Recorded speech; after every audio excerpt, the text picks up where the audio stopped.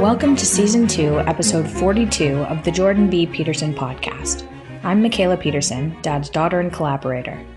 I hope your week went well. The Petersons are still in Russia. If you're over on this side of the world, I would recommend visiting. It's gorgeous. Maybe do your visiting in the summer when it's not this dark, though. I looked it up, and there's the same amount of sunlight per day in Moscow as there is in Fairview, northern Alberta, where Dad is from. It's pretty brutal. The sun comes up at around 9 and sets by 4:30, and it doesn't ever seem to be that bright out. So come in the summer instead. Today's episode is a 12 Rules for Life lecture recorded in Perth, Australia on February 9th, 2019, named Put Yourself Together. I hope you enjoy the podcast. Put Yourself Together, a Jordan B. Peterson 12 Rules for Life lecture.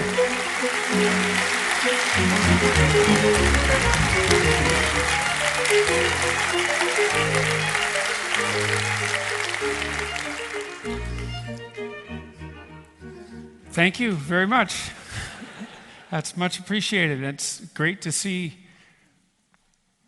you all here on such a lovely evening when there's so many other things that you could be doing. I guess it's lovely here all the time in the summer, is it?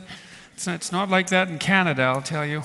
When I left, it was 35 below and blowing snow, and the city was a parking lot, and this is much better. I was at the beach today, and it was very nice. My wife got stung by some stinger thing, though, and I'm blaming all of you for that. Anyway, she's okay, and it was still worthwhile going to the beach. So it's a pleasure to be here, and thank you all very much for coming to a serious psychological discussion. What what the hell? No, it's really something to see. And I don't really quite understand it, because I've been traveling all over the world now. I think this is like the 130th city I've been in since last January, something like that. And, this is a approximately typical sized crowd, and people are very enthusiastic about all of this. And it's really quite surprising. It isn't something that you'd expect. And so I don't know what to make of it, except that I think maybe it's time, it seems to be time, that in the West, and in other parts of the world as well, we're ready to have some serious discussions. And I don't know why that is. I have a suspicion, I think that things are out of kilter in our culture for psychological reasons, important, deep psychological reasons. Because life is confusing and difficult, and so it's not easy to keep things straight. But I think we have some things to put straight, and we all know it. And I think we can put them straight. And so, my sense is that, and this is partly what I'm trying to do, it's I believe, from what I've studied psychologically, is that we look at the world as if it's a story. And I don't mean that we've learned to do that exactly, or that we're taught to do that. I mean that our brains are biologically constructed so that we see the world through the lens of a story. And, there's peripheral evidence for that. There's some central evidence for that, because if you actually look at how cognition operates, it seems quite self-evident that we naturally use metaphors and we naturally use narrative tropes, but more importantly, we understand stories, we understand their structure. We use stories to convey information, right? And we tell children's stories, for example, and it's interesting because it's not that easy to get children to listen. It's because they're smart. They don't want to just listen to you. They're too canny in some sense just to go out and do exactly what you say they should do, just like you're too canny to even go out and do exactly what you say you should do, because what do you know? And so you have some resistance to that, but your children will drag a book over to you and ask you to read it to them, which is really quite a remarkable thing, right? It shows you how profound and fundamental that impulse is. It's an impulse that seems to be at the same level of fundamental necessity as water or hunger or any of the basic motivations. And of course, So that's children, but of course adults are just as strange in that regard, because a lot of what we do for entertainment, and entertainment is something you'll do spontaneously, right, without being forced, obviously. It's something that you enjoy, so that produces a certain amount of positive emotion. It's a bit more complicated than that, because you go watch horror movies, and it isn't exactly obvious that what they produce is enjoyment, but whatever, you'll still go see them voluntarily. And so there's something about them that's integrally attractive. I think what it is with horror movies is that we have a profound need to face things that we're afraid of and disgusted by. We have to learn to do that, because there's lots of things in life that are frightening, and also that are disgusting, and that you have to put up with anyways, and that you have to do competently. And so if you're too frightened or too squeamish, then in a terrible situation where you have to deal with something frightening and potentially something disgusting, then you're not good for anything, and that's not good.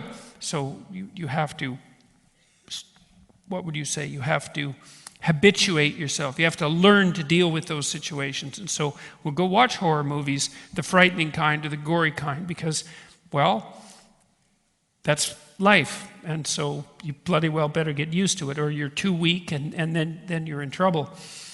So, and then there's the other sorts of stories we go see. We see heroic stories, adventures, and we see romances. Those seem to be about the two real classes of stories, I would say. There's hero story and adventure, and sometimes they're mixed together because the hero has a romance, and that's the sort of movie that I suppose attracts everyone to some degree. And hopefully that's the story of life, is that you have a heroic adventure and you have a romance, and that's your life. And that beats the hell out of not having a heroic adventure or a romance. And so, and we're so interested in those representations that we don't even think of them as learning, really. Because it's easy to think of learning, and some forms of learning are like this, as difficult and demanding, and certainly not something that you would necessarily, line up for a long period of time and pay money for. Right, and people will do that they did that for Star Wars, and that happens a lot in popular culture. That some story comes out that's so remarkably attractive that it's a world movement of some sort. And I mean, the Star Wars phenomena has lasted for it's got to be 30 years now, something like that. And of course, the same thing is true of the Lord of the Rings, and the same thing is true of the Harry Potter series, which made a woman who was a welfare recipient to begin with on social assistance, richer than the Queen, and able to make tens of thousands of 10-year-olds read 700-page books, and not just one, like 7. They could hardly wait for the next 700-page book. It's really something to consider that that's the way that we're wired, and it's deeply worth considering that. It's like, there's, at least in principle, if you're biologically, it doesn't matter if you're religiously oriented, like a creationist type or an evolutionary biologist, doesn't matter. You really come to the same conclusion. There's something driving, there's something powerful, driving people's attractiveness or attraction to narratives. And that it's hard to imagine that there's just nothing to that. I mean, there's something to hunger. If you don't eat, you die. There's something to thirst, same thing. There's something to lust. If that doesn't exist, then there aren't any people. I mean, these fundamental motivations exist because life itself depends on them. And so we have this fundamental motivation to be attracted to and tell stories. And why? Why would that be? It must mean at some level that we need them, right? We need them so badly that they're burned into us as something of fundamental that we're fundamentally attracted to. You know, we tell stories, we act them out, we enjoy listening to them. We spend tremendous amounts of money on movies and video games too, and they have a narrative structure, you know, a participatory narrative structure, but still a narrative structure.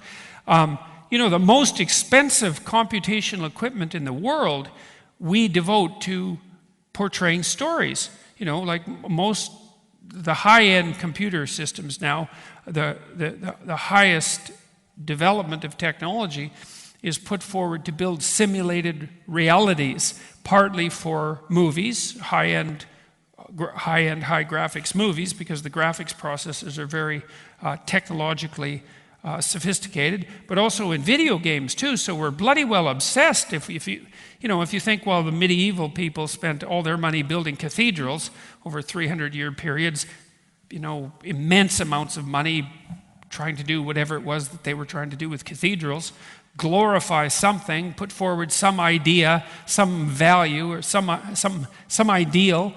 Well, we spend an immense amount of money technologically on building realistic narrative simulations of the world. And it's hard to believe that there's nothing behind that. It's worth thinking about. You know, and we don't, because we're scientifically minded, and it's a good thing that we are. It's been very helpful. We tend to think of the world as objective, and that's the correct way of looking at the world. And it is a correct way of looking at the world, but it doesn't seem to me that it's the correct way of the world. Or maybe it's not, or maybe there's more than one correct way of looking at the world. That's the other possibility. I don't exactly know how to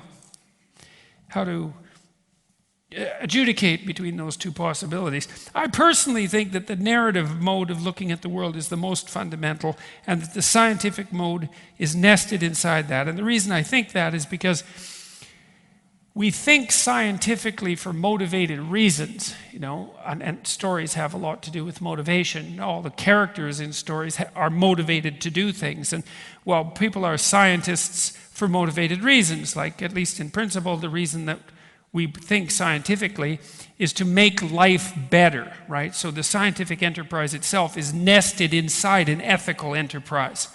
And so then it's an open question. Is the scientific enterprise primary, or is the ethical enterprise primary?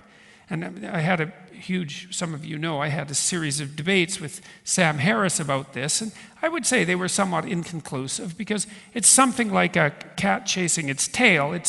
Both of those levels of reality are extremely important, and you have to be a fool to dismiss one, you know, without thinking in favor of the other. But you're still stuck in the final analysis, as far as I'm concerned, with the problem that you wouldn't be pursuing a scientific interpretation of the world unless you were motivated to do so. Carl Jung, when he, the psychoanalyst, studied the emergence of science, he was very interested in why it was that people decided to devote themselves to the microanalysis of narrow phenomenon. You know, it's kind of strange. You have people now that spend their whole lives like studying the mating behavior of fruit flies. You know, it's like, it's not the sort of thing that you'd expect an animal to do. You know, if you think about us as animals, it's really focused behavior. It's like, well, what the hell are you doing studying the mating behavior of fruit flies? What are you up to?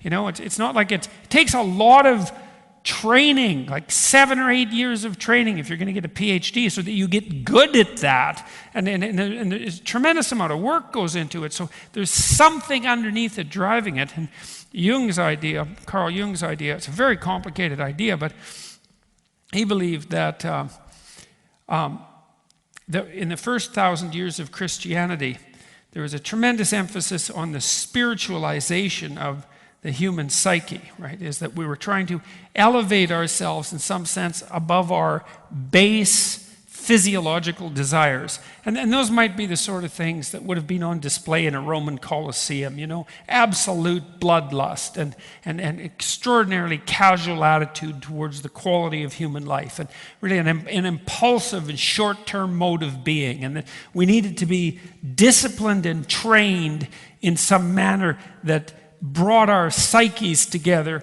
and sort of elevated us above above being possessed by our immediate need for gratification.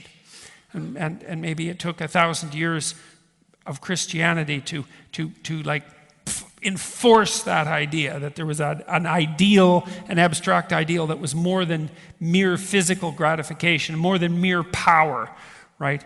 And what was supposed to go along with that was the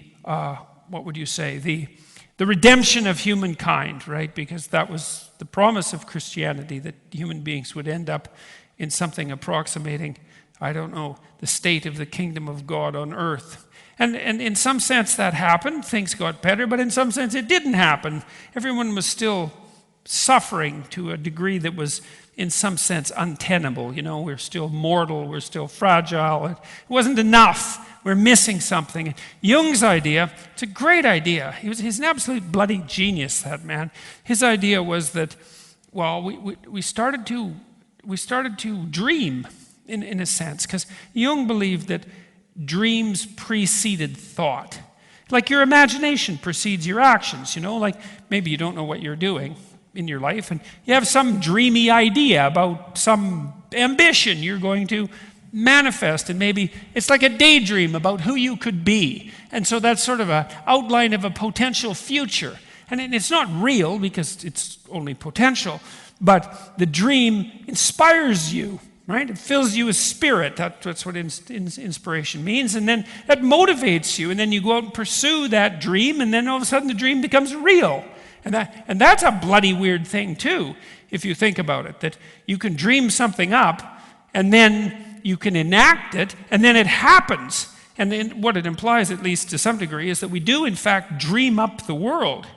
And that's a strange one, all right. It's as if we can see, and I think there's something to this. I think this is actually how we interact with the world. It's as if we can see multiple branching potential pathways that stretch out in front of us. This is how I think our consciousness works. Because you do a lot by habit. As a habitual person, you're deterministic, right? You do things by habit, and A follows B and B follows C, and you don't think much about it. You've built sophisticated neurological machinery in your brain that works deterministically, and so you can just do what you've learned to do. And you're not conscious of it, really. Like, you know, if you're a pianist and you know a piano piece really well, you're playing it and you get conscious about it, it's not good. You stumble right away. Or if you're speaking and you get self-conscious, that's not good. Or if you're typing and you notice that you're typing, that doesn't work worth a damn. It's like once you've built the habitual machinery, you want it to run automatically. If you're dancing and you get self-conscious, then you start to stumble over your feet. There's lots of things you don't want consciousness to do. But one of the things you do want consciousness to do is to do what's new, what's never been done before. And so part of what it is that we do when we're conscious is to do what's never done before. And it looks to me like the way that operates is that we awaken to consciousness, let's say in the morning, and what we see in front of us, we're not driven by the past like deterministic machines. I mean, we are to some degree, but forget about that. That's the habit part I was already talking about. It's not that. What you see in front of you, and then you perceive this with your imagination. You think, okay, well, here's the day. And maybe you think about the week and you think about the month, but mostly you think about the day when you wake up. You think, well, what do I have to do today? And it sort of means, well, what do I have to contend with today? And you think, well, here's the array of possibilities. You think, well, here's how the ship could sink, or at least list in the water, if there are some things that I don't do, right? You wake up and you have a set of obligations waiting for it. You think, well, there are pathways I could take, and if I take them in the proper manner, then things will be set somewhat more, straighter by the end of the day, or at least less crooked. I'll be in less trouble. Things won't have got out of hand. That's sort of to control the negative end of things. And then on the positive end, you might think, well, here's a variety of opportunities and possibilities that await me, and I can choose to interact with them.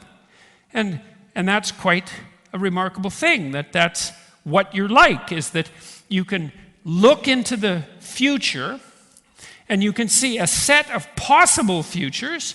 They're not infinite, right? They have to be within your grasp, because you can't just do anything, at least not in one day. But you have a pretty decent array of possibilities waiting for you, and then somehow you're able to decide which of those possibilities you're going to manifest. And the consequence of that is that a world comes into being out of the potential, right? You take what could be, that's what you're interacting with, and then you act, and then it's not one-to-one relationship because you can make mistakes, but fundamentally you more or less manage what you set out to manage, subject to error. Generally, when you decide to go to work, you actually make it to work. Like you can transform the potential into actuality, and that seems to be what consciousness does.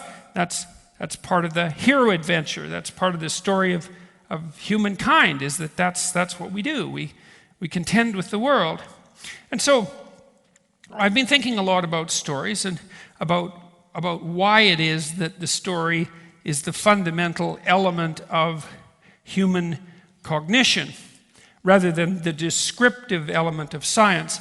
Well, Jung's idea with regards to alchemy was that, well, we had this dream. It was the dream of the Philosopher's Stone, and the Philosopher's Stone was a substance, a magical substance, let's say, that could confer on people health, permanent health, wealth, because it could turn base metals into gold, and longevity, so that you could live forever. You say, well, so what was the dream there? I mean, it's a crazy idea, but the dream was that, well, there was some material substance that there was something lurking in matter, let's say, that you could discover that would confer upon you those benefits. Well, he believed that dream, crazy as it was the fantasy that motivated the emergence of the scientific revolution. It wasn't enough just to spiritualize the world. That wasn't the way to full redemption, let's say. You couldn't just escape into like a monastery or some sort of beyond and leave the rest of the world in its suffering condition and have that be okay. You had to contend with the material of the world and try to do something with it that would also bring it, what would you say, that would improve its quality for everyone. And that it was that crazy dream that was possible that motivated the first scientists. And then science grew out of alchemy as a consequence of that. And the alchemical fantasy was thousands of years old before science emerged out of it. It takes a long time to dream about something before you can turn it into a reality. And, and this isn't fiction. I mean, Newton, for example, and everybody pretty much admits that Newton was a scientist, he wrote an immense amount of material on alchemy. He's a real mystical person. It's not something you often don't know about great scientists. They're very, very, very peculiar people. All you hear about is their rational side, and their scientific side, but if you read about them, geniuses are extremely strange people. Obviously, because they wouldn't be geniuses otherwise. They're very strange people, and Newton was certainly like that. And he was interested in, the transmutation of the world in a positive manner. And he believed that that's what he was doing. He was pursuing some sort of divine mission to make things better, and that's part of the story. And then, anyways, that's part of the reason that I believe that the scientific endeavor, which is the description of the objective world, is nested in something more biologically fundamental, which is how to conduct yourself in the world, how to act. Because I would say that the fundamental purpose that The fundamental problem that we have, because we're living creatures, isn't what the world is made out of. It's how to act in the world, regardless of what it's made of. And I don't see that. I don't think that that's arguable. I think that that's just factual. Like once you have an organism, no matter how simple, that can move, its fundamental problem is how to move in the world, what to do. And the problem of meaning, what's the meaning of life? That's the fundamental problem. And I do think that is the fundamental problem of life, is how to act in the world. How should you act in the world? And it's a very dreadful thing to think something like, well, every way of acting in the world is equally okay. It's sort of a morally relativistic viewpoint. And it sounds good, but it leaves you with nothing, because if you could do A or B or C or Z, or it doesn't matter if you lay in bed for 2 weeks or if you get up and conquer Europe, if those things are both the same, then why bother choosing between them? It's not helpful, right? You drown in possibility. Not useful. And so there has to be a hierarchy of value in order for you to act in any reasonable manner. And if there's no difference between how to act, if nothing's valuable, then, well, you have the same problem. What do? What should you do? Well, it's a big problem, because actually doing things it's hard, and you might fail, and there's pain involved in it, frustration and disappointment and inertial difficulty, all of that. And so you can't just say, well, everything's the same, and what the hell difference does it make what you do? Because, well, then that just leaves you with an insoluble and tragic problem that produces a lot of misery and suffering. And unless that's what you want, unless that's what you're aiming for, it's not a very good answer. And, you can get cynical and you can say, well, there is no answer to that problem. But you might be wrong about that, and I think that is wrong. I truly believe the moral relativists are wrong. I think their thinking is 150 years out of date. They're so far behind what we now know about how people operate in the world, neurologically and philosophically, say, psychologically, that it's like arguing with, it's like arguing with physicists who still believe in ether, or phrenologists who still read head bumps or something like that. It's just not a tenable, it's not a reasonable discussion. We're way past that. And so then you think, well, all right, you need something to do in the world, and you need to know how to act. And the way that we figure out how to act, or the way we describe ways to act, is by telling stories. And that makes sense, I think. I mean, I'm trying to tell you things that I've beat to death, I'm trying to tell you things that I always think of, a workman out in the street with a crowbar, and there's a manhole cover in the street, and he's trying to put the crowbar under the manhole and lift it up, And if I have a thought that I can put a crowbar underneath and lift up and find a hole underneath it, then I don't think it's much of a thought. And so I'm trying to tell you things that I've tried to put crowbars underneath and couldn't move. They're solid. At least I can't move them. It doesn't mean they can't be moved, but I haven't been able to move them. And I've been very motivated, because I'm not interested in having things under my feet that will shift. I'm interested in having things under my feet that won't shift, so that I can stand in a solid place. And so far, the things that I've told you, I think, fit into that category. They don't seem that disputable to me. We have to know how to act. Well, that seems reasonable. If we don't know how to act, then we're miserable. Well, that's partly because it's partly because that just demonstrates how important it is to know how to act. If you don't know how to act, if you're not oriented in the world, if you don't have an aim, then you're bloody miserable and wretched.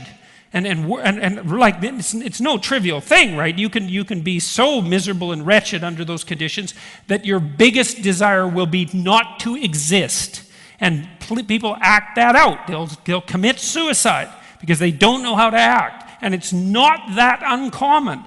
And so it's an illness that can, if you're depressed, which isn't that uncommon, you have a pretty decent chance of committing suicide. And to commit suicide is a pretty effective indication that there's something intolerably horrific about not being properly oriented in the world. It's no joke. And even if you're not suicidally depressed, even if you're just run-of-the-mill miserable and confused, it's still no joke. It's still no picnic. And it's not like you make things easier for the people around you either. So I really do think about it as I think it's reasonable to conceptualize it, perhaps not as a physical illness, although it is that to some degree, but certainly as a moral or psychological illness. It's not desirable, that's for sure. So you need to know what to do. You need to have a purpose. And you know how good it is to have a purpose. If you're at work or with your family, or maybe you're listening to music or doing something you enjoy and you're purposefully engaged in that, it's like that. It's sort of, that's the same as saying that life is worth living. Those statements aren't different.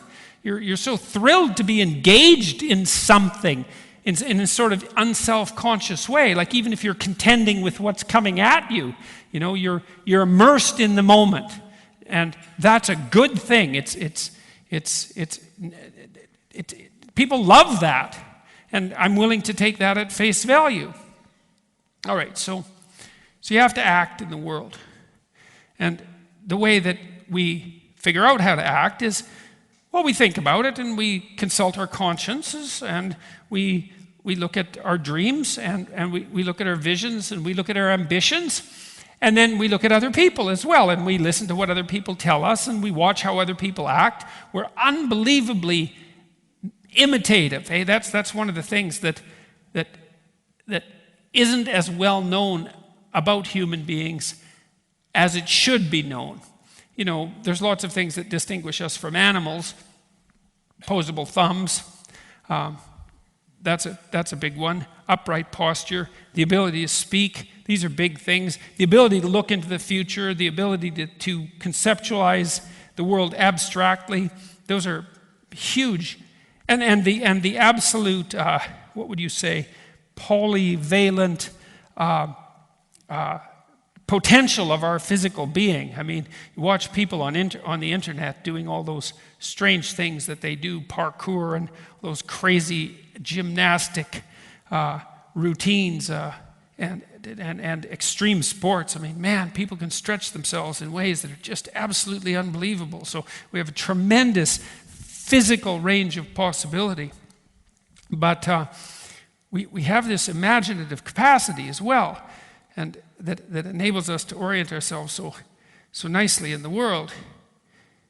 And so we need to know how to act, and it's a complicated problem, and we do a lot of thinking about it, and we do a lot of imitating of ourselves. That's one of the things the psychologist Jean Piaget pointed out. It's one of the ways we learn is, when we're little kids and we interact with the world, maybe we have some sort of aim, and we do something that works by accident, and then we notice that we did it, and then we practice doing that over and over again, which means that we imitate ourselves, right? So we see ourselves act, we act in a way that works, and then we imitate the thing that works, and we practice it until we get really good at it. So we imitate ourselves, and that's how we bring ourselves into being. But then we also imitate other people, and we're crazily imitative. I mean, we're watching other people just like mad all the time, and we're watching what they're up to, and we're watching what they're doing. Like, if you think about how you watch a person, it's quite interesting,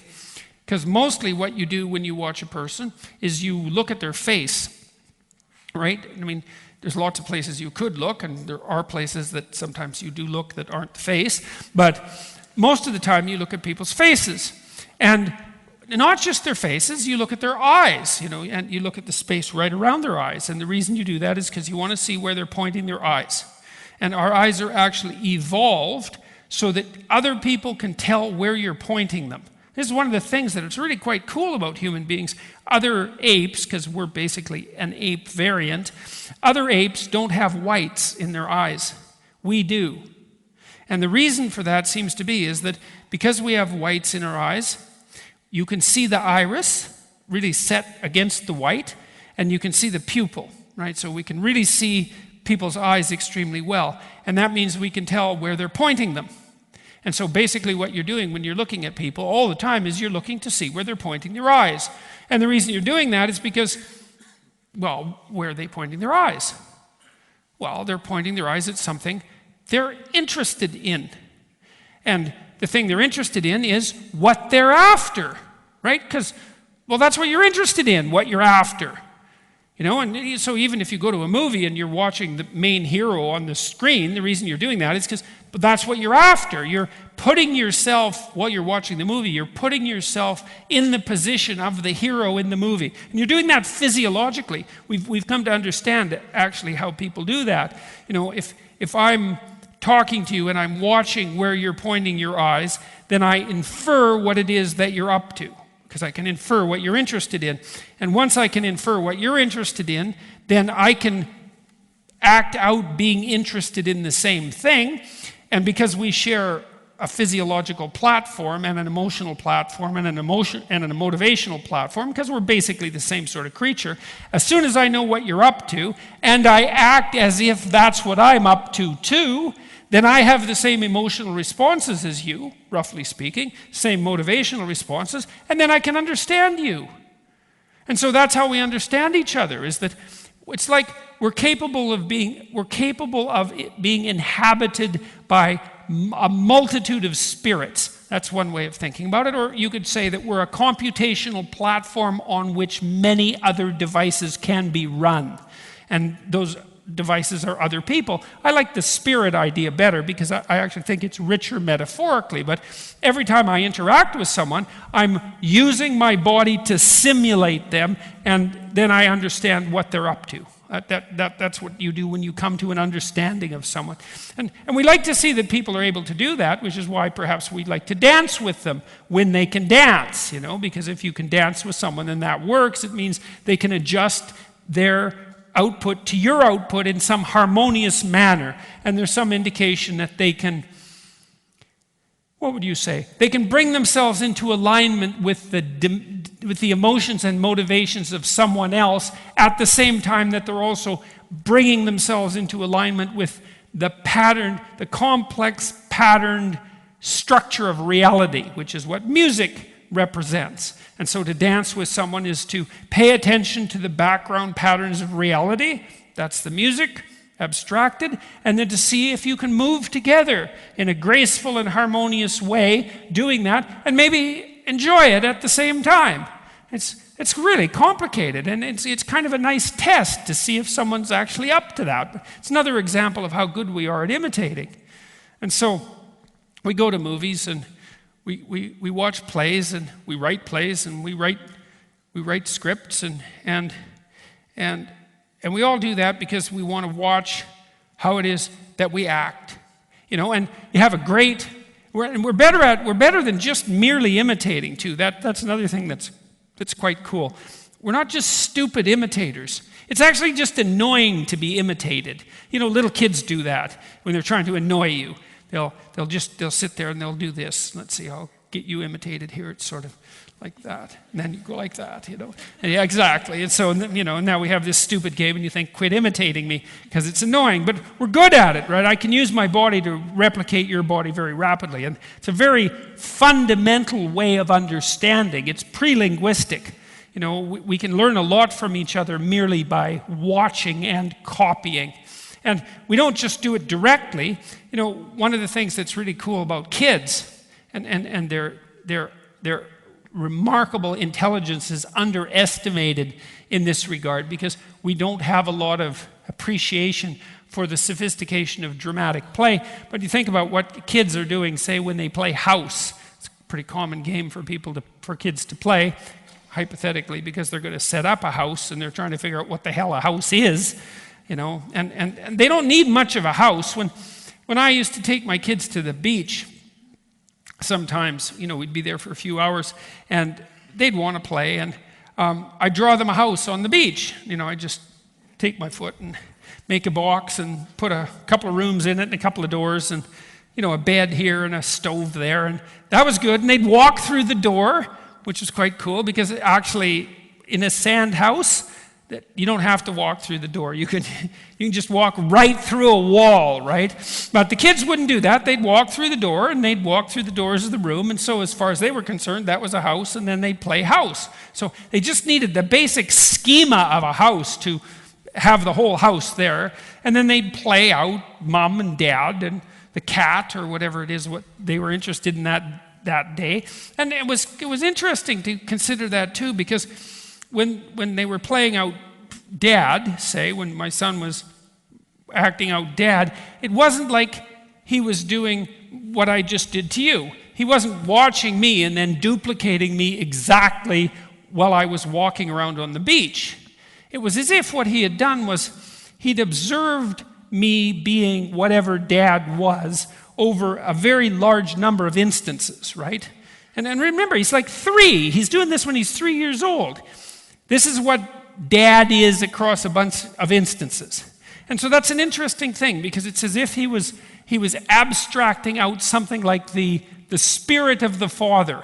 If you think about it this way, is that, you're a man, you're in the house, and your kid watches you for 100 days, and you're always dad, but sometimes you're acting like dad, and sometimes you're just acting like whoever the hell you are. And so you're acting like dad, and your kid is figuring out, okay, well, exactly what is this dad thing that dad happens to be? And he watches this little episode here, and he thinks, oh, there's some dad-like behavior there, and then there's some dad-like behavior there, and there, and there, and there, and there. And he abstracts out something that's common across all of those instances of behavior that characterizes dad, and then that's what he imitates. And so it's so sophisticated, it's just beyond belief, right? To be able to take those multiple instances of behavior and to decide what's common across them, and then to embody that without really being able to say anything about it, to act it out. But then even more importantly, especially maybe he's playing house with his sister and she's being mom. And part of the rule would be, well, in order to play house successfully with your sister, then you have to play it so that it's fun. And this is also kind of an important thing to know if you happen to be married. You should be playing house so that it's fun. And there's a rule for fun, and the rule is sort of like, well, you want the game to continue, and so do you, right? Because that's sort of the nature of play, is that, well, I can't just grab you by the neck and say, look, you're bloody well going to play. It's like, that's not a game. A game is when you want to play and you want to play. And so then one of the rules about a game is that it has to be conducted in such a way so that both of the people that are playing want to keep playing. And this is an observation that developmental psychologist Jean Piaget made about play. It's one of the most fundamental philosophical discoveries of the 20th century, as far as I was concerned. And really, as far as he was concerned as well. Piaget was interested in mediating between science and religion, joining them together, trying to come up with maybe something like a scientific account of the emergence of ethics. And one of the things he said about games was, well, we got to remember that if it's a good game, then everybody wants to play it. It's the definition of a good game. And that's a cool idea. It means that everybody is pointed in the same direction. We've all decided roughly that we're going to do the same thing, which is whatever the game is. And then we're going to conduct ourselves while we're all doing the same thing so that everybody is on board voluntarily. And one of the things Piaget claimed about that, first of all, he said, well, that's the basis of ethics, is to figure out how to formulate a game that unites everyone's motivations and emotions, everyone's purpose, everyone's desire to act, so it unites it so that we're all doing the same thing. But even more importantly, it's united so that everyone, if they had their choice, would just as soon continue to do it. He said, well, it's a very constrained way it's a very constrained.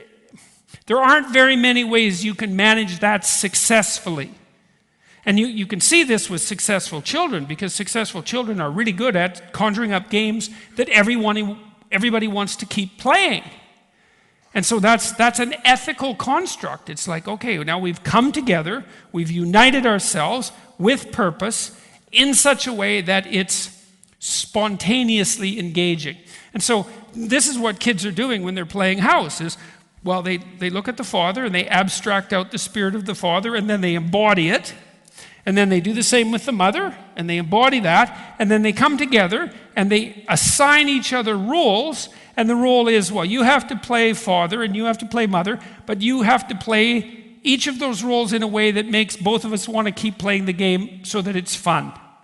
It's like, God, that's just bloody impossible. And yet they manage it quite remarkably and have a hell of a fine time doing it. And the more they do it, then this is the other thing we know, is the more they do it, because pretend play is incredibly important, the more they do it, the better they get at it. And kids who are good at pretend play, which is why it's very useful to allow or even insist that your children have time to engage in spontaneous pretend play, is that's how they learn to get along with other people. And you think, well, they're just getting along with other people. It's like, no. It's not that they're just getting along with other people. That's the fundamental substructure of civilized society, right? You learn how to play games together when you're young, and you get more and more sophisticated at that as you get older and older. And if you're really good at it, then you're the sort of person that people want to play games with all the time, your entire life. And what that means is that you've extracted out the pattern, whatever that pattern is, from all your interactions with other people that enable you to organize your actions cooperatively and competitively with other people in a way that makes them want to continue being with you, right? Doing things with you. And there isn't anything you can do that's more important than that. The childhood developmental literature is actually pretty clear on that, is that between the ages of 2 and 4, kids are fairly egocentric at 2. They can't play with other kids. They're still trying to get themselves together, because they're sort of a morass of emotions and motivations, very short-term and impulsive in their behavior. Very fun because of that, because they're so spontaneous and active, but very difficult to organize. But by the time they're 4, they can bring their idiosyncratic view of the world together with the view of another person or several other people, set a joint goal and cooperate towards it and compete as well in a civilized manner. And the kids that are really good at that, then they have friends, and then the friends socialize them, and then those kids have a pretty good life. And the kids that don't manage that by the time they're 4, for one, maybe they're temperamentally aggressive, or they're really high in negative emotions, so they're hard to socialize, or maybe their parents just don't socialize them and they don't have friends. They're out of it by the age of 4. Like, if you're not capable of playing socially by the time you're age 4, you almost never learn to do it for the rest of your life. So it's really, really important.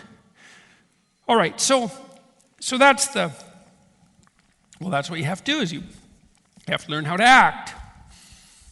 And you don't only have to learn how to act, you have to learn to act with other people. And this is part of the solution to the problem of moral relativism, as far as I'm concerned. It's also part of the reason, or maybe the entire reason, possibly, though there's many reasons, that the postmodernists are wrong.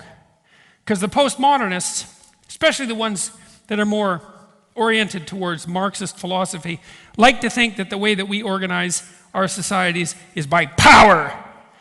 We have hierarchies, and the people at the top have the power, and they impose that on the people underneath them. They impose their will on them, and that's how the world is structured. It's like, actually, no, that's wrong. That's not how the world is structured. That's how the world is structured when things aren't going very well.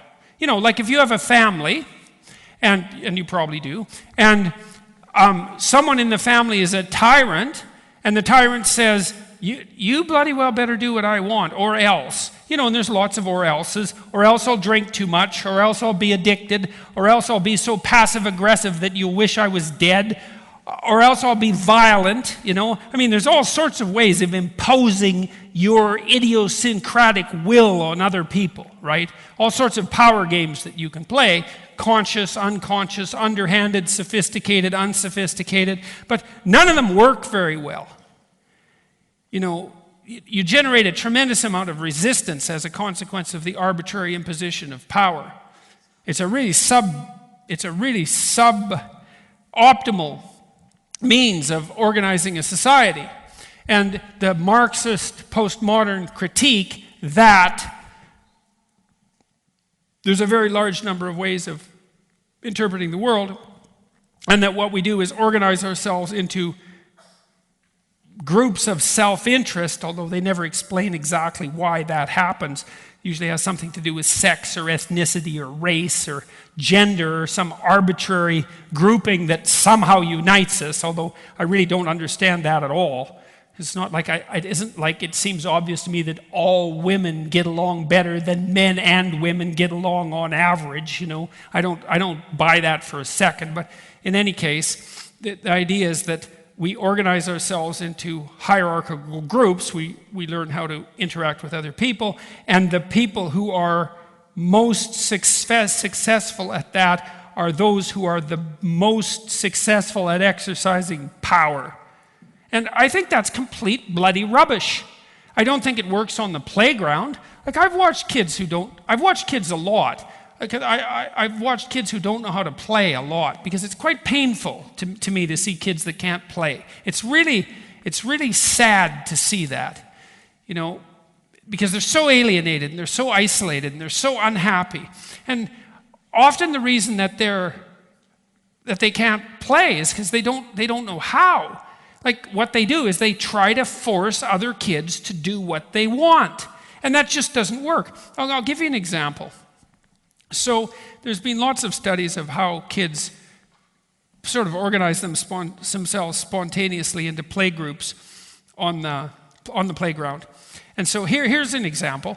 This is an example taken from popular kids. So even popular kids can't necessarily get into a game once it's started.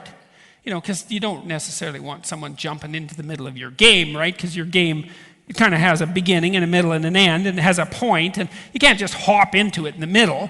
And so once the game is started, you have to be canny if you're going to interweave yourself into the game. And so maybe there's a bunch of kids, and they're on the school ground, and they're playing helicopter, and they have erasers, and they're just buzzing their erasers around like they're helicopters, which is actually a pretty remarkable thing to be able to do too. And they're making helicopter noises, and I don't know what they're doing, maybe rescuing each other or attacking each other, whatever you do with your eraser helicopter when you're 5 years old, you know.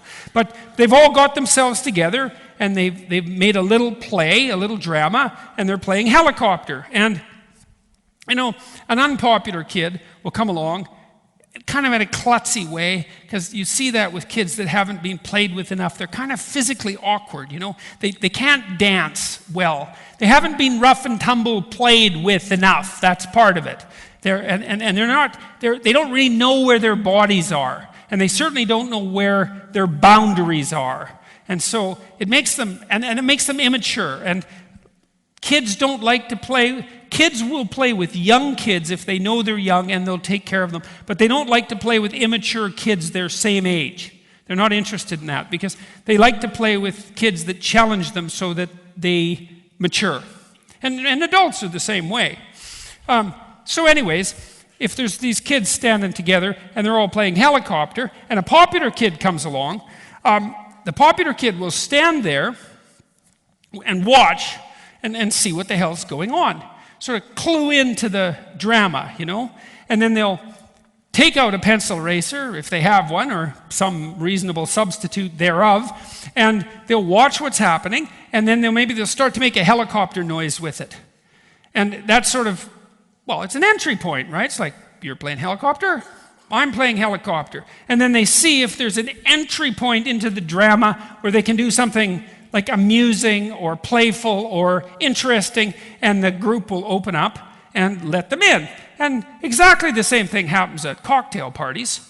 you go to a cocktail party and there's 4 or 5 people standing around and you're sitting there with your drink and wondering what the hell you're doing at this cocktail party. Or maybe you're having a cigarette, but people don't smoke anymore very much, so you don't get to do that. And there's these people standing around and talking, and you're sort of a foot and a half away, and you're feeling kind of awkward and stupid. But maybe you're listening, and maybe at some point there's a little opening, and you have something like to do with your helicopter eraser, and you can just do it, and then it opens up and you get to talk, and you think, well, that's a lot better than standing there stupidly on the outside. It's not much different than being in a playground. And you have to be sophisticated to do that. You can't just bloody well blunder up to the group of 4 people and start talking about, like, I don't know, what the bad sexual experience you had last week, That's That's a sign of not good boundaries, and it isn't going to work. And so you have to be aware enough of the game in order to enter into it. And so, well, that's part of how people get socialized. And it's a really useful thing to know, is that, the world's a very complicated place, and there's a bunch of things we have to do in it to stay alive, because it's a difficult place. And one of the ways that we learn to do that is by learning to organize ourselves with other people towards a goal, which is pretty much what we do with our games. Forget about stories for a minute. We could talk about games. They're very, very similar, stories and games.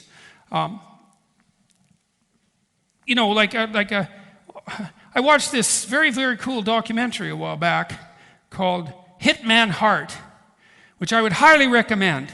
It's a brilliant documentary, and it's about a guy named Bret Hart, who was, for a long while, the world's most famous Canadian, and he was part of the World Wide Wrestling Federation, and he was a wrestling hero. There's bad guys and good guys in wrestling.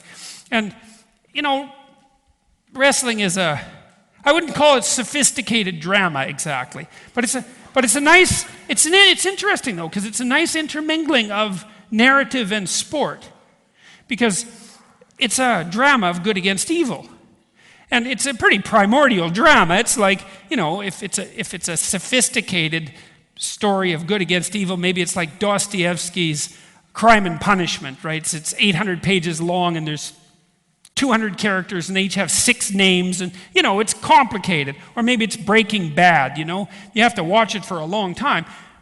It takes a lot of cognitive ability to follow a story like that, a story about the interaction between good and evil. But wrestling, it's there for everyone, man. There's like the bad guy, and you can tell he's bad because he comes out in a bad cape, and he's like narcissistic, and he insults people, and he's clearly the bad guy. As soon as you see him, you want to hit him with a chair, and even if you don't want to, you definitely want someone to hit him with a chair. And Bret Hart was a good guy, and the good guy, you want to win. And so then the good guy and the bad guy go into the wrestling ring, and they have it out. It's like Christ against Satan in the wrestling ring. It's good against evil, and it's half story and it's half sport. There's an overlap between story and sport, and you see the same thing in other forms of sports. If it's basketball or football or any of the games, again, those sorts of competitive social games have things in common that are quite interesting. They have a point, right? The point is usually to put something small it's to hit a target. That's the point of one form or another. There's all sorts of different ways of hitting the target, but that's basically the issue. It's like, okay, well, we need to hit a target.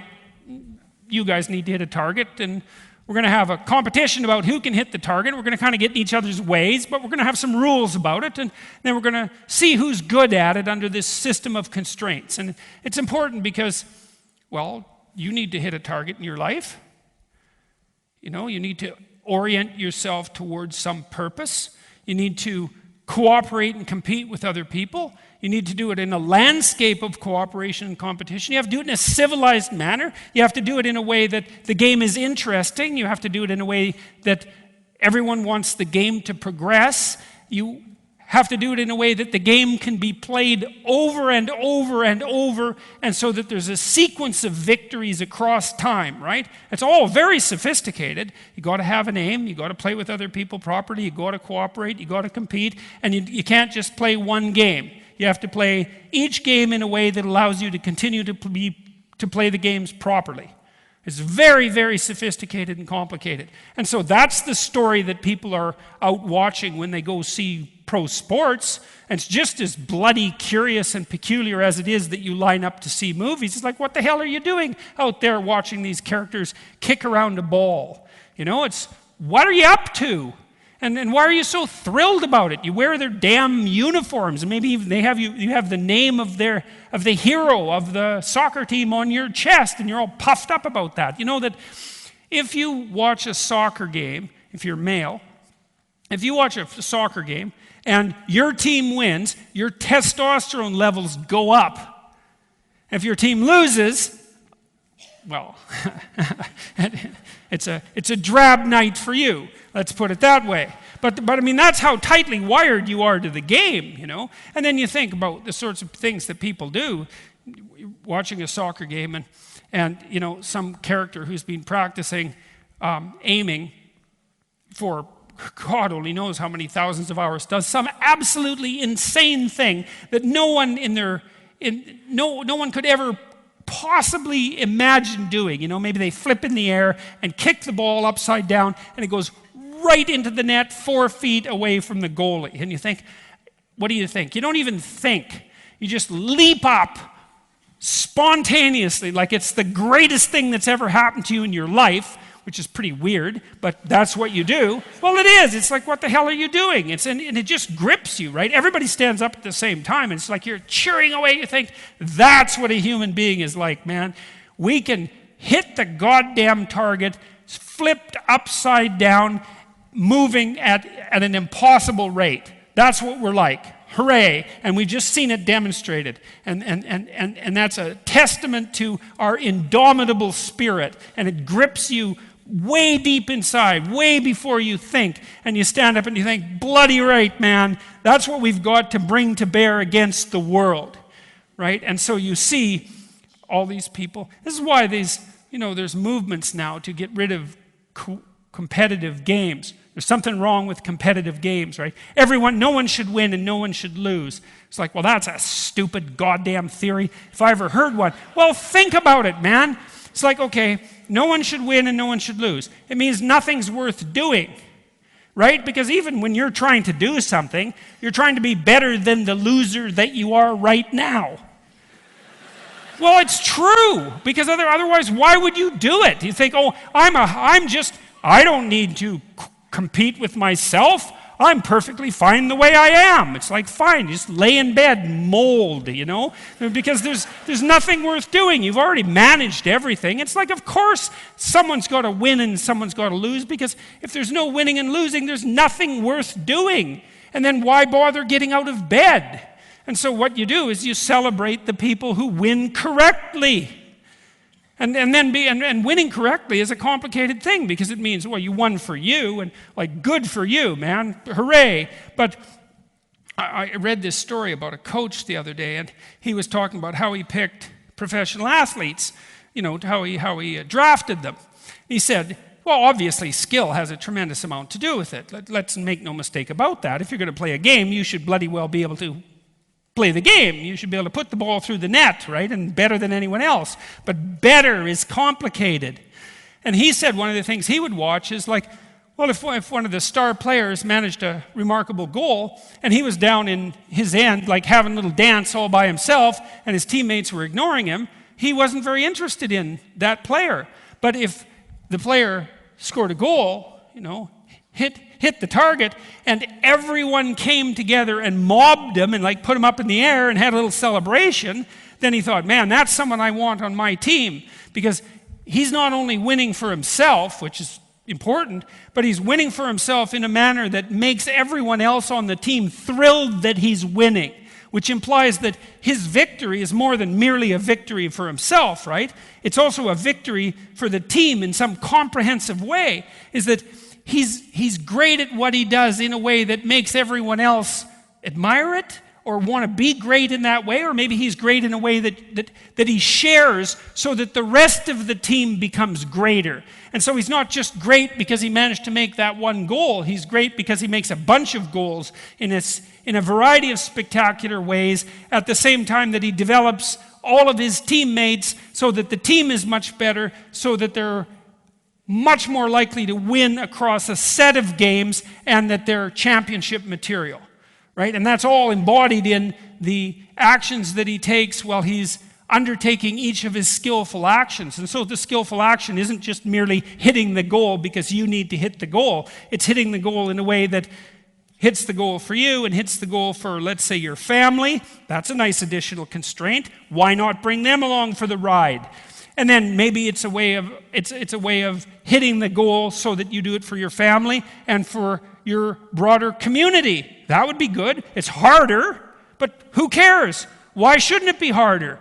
Maybe it'd be more worthwhile if it was harder. It's like, I'm going to do good things for me, but I'm only going to do good things in a way for me that are also good for my family. And then I'm only going to do good things in a way that are good for me and my family that are also good for my community. It's like, that's something worth getting up in the morning and looking at the array of possibilities that confronts you and considering, could I do that? You know, because, well, maybe you could. You get all those things stacked up. That's sort of like dancing, right? You got the patterns of the world behind you, and you're dancing with all sorts of people at the same time, and all in the right direction. And how could you not think that that was worthwhile? You know, you might be cynical and you think, Christ, man, it's only for me. You know, and to hell with the rest of those people. But it doesn't work. It's not helpful. It's not a good game. You should have got over that when you were like 3. And there's a reason for that. There's even a technical reason for that. It's like, well, imagine that you are selfish for the sake of argument. Well, selfish about who? Because, you know, there's you right now, and you might say, I'm going to do everything I can to make myself feel as impulsively pleasured as I possibly can right now. And maybe and to hell with everybody else. And maybe that's a pretty good definition of selfish. But it's kind of a stupid definition of selfish. You know, I saw this Simpsons episode a while back, which I thought was really quite funny. Homer was mixing up a quart jar of vodka and mayonnaise. And Marge, he was mixing it away, and Marge said, well, do you really think that's a good idea? And Homer said, that's a problem for future Homer. Man, I sure don't envy that guy. And then he drank the whole thing. It's like, it's so funny. It's like, well, it's great. So he's selfish, and he gets impulsively drunk. But it's like, it's not really very intelligently selfish, because good old future Homer's going to be there the next morning, and he's actually you. And so if you were halfway intelligently selfish, you might think, well, there's you now, but there's also you in half an hour. You might as well take care of him. He's probably still going to be there. And then there's tomorrow you, and he's a little bit not quite you, a little distant, you don't know him quite as well, but you still might want to give him some consideration. And there's next year you, and there's 10 years from now you, and then there's old you. And so you're this community that stretches across time. And so even if you're selfish, being a human being, it doesn't work out very well, because you're a community.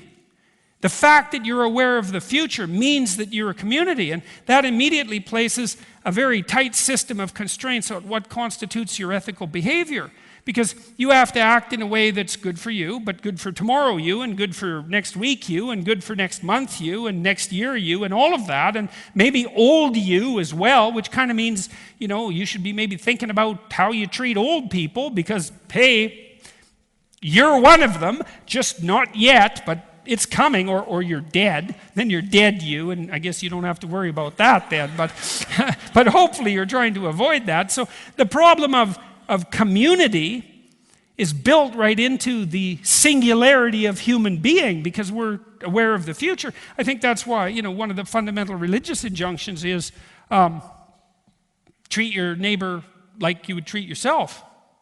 Why? Well, because you're the same thing, because you're a community that's extended across time. And so if you're going to act wisely, let's say in your life, you don't just act like there's today and there's nothing else, because there isn't. There's you stretched across time, and you want to optimize the manner in which you behave. You want to play a game with yourself that you can iterate across your entire life that you would like to play. And the probability that that's much different than the game that you would play with people that were close to you, your siblings or your family or even your broader community for that matter, the probability that those games converge is unbelievably high. So that's another reason that it's reasonable to consider that there's such a thing as a natural ethic, right? And I was talking a bit earlier about what an antidote to moral relativism or to nihilism, or to the idea, well, those are the basic problems. Moral relativism and nihilism. Nothing's worth doing. Good, well, try that out for a while and see how it works. All that does is produce suffering. And if you think suffering's okay, well, then there's no arguing with you. But no one thinks suffering is okay, so that argument just goes nowhere. So sitting around doing nothing, that's not good. That's not going to do it, man. That's not going to work. So, and then, well, one thing is as good as another. It's like, yeah, no. It's not as good as another. And there's a very tightly arranged, narrow range of manners in which you can conduct yourself appropriately across time. That's the straight and narrow path. And I would say not only does that make sense conceptually, because you're a community, that stretches across time, and you have to take care of yourself across that entire time. I mean, that's sort of the minimal necessary precondition for being a reasonably admirable person. At least you can take care of yourself. And if you can add to that the ability to take care of your family, well, another thumb up for you, because that's not so easy, And then if you can do that in a way that also benefits your community, hey man, you're batting 750, You've got it together pretty damn strikingly. And the probability that that's going to feel worthwhile to you is extremely high. And that's another thing that's extraordinarily interesting. And I also think true. One of the things that I've been very curious about, there's a chapter in 12 Rules for Life called Do What's Meaningful, Not What's Expedient. Expedient is sort of for the moment, Or maybe expedient is, well, you and I are going to have a conversation, and I want something from you, and so I'm going to craft my conversation so that I get what I want. That's expedience.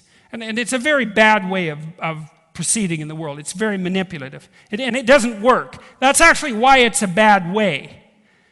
Like, the things that we actually consider ethical, as far as I'm concerned, the reason we consider them ethical is because they actually work. They're practical. It's not, well, you should do this because that's what a good person does. But if you're really going to have some fun, you'd go off and do this. It's not that sort of arbitrary issue at all. It's that there are ethical rules, and the reason that the rules are there are ethical patterns, ethical instincts for that matter, and deep ones is because they're the ones that actually work. And you violate them at your great peril. And so we've walked through the idea of cooperation a bit, and the idea of competition, the idea of shared aim, the idea of imitation.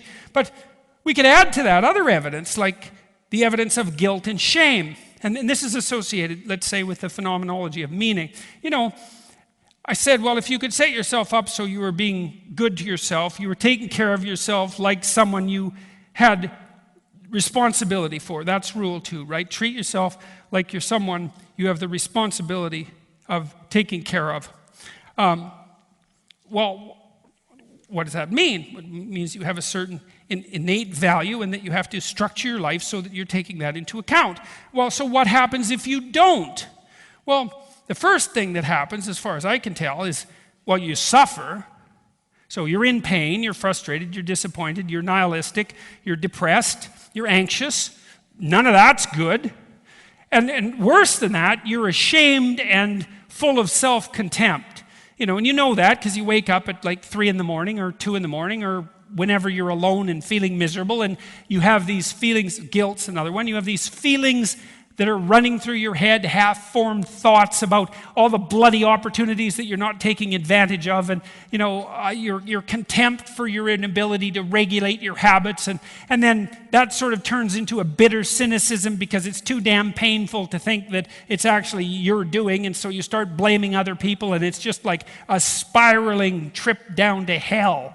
And I mean that, if you go down that loop far enough, you can get to places that are so awful that that's the only way to describe them. And people go there, and quite often, and very often, they don't get back. And so that's another indication that there's something like a natural ethic. It's like, well, if there wasn't, what the hell are you doing torturing yourself for it? Why bother with the conscience? Why do you have shame and contempt? And what do you think that's just some sort of pathology that you learned because, your father ruled over you with too much of an iron fist? It's like, no, it's not. That's not how it is at all. It's way more complicated than that. It's because, you're not at your core. There's something at your core that's wise.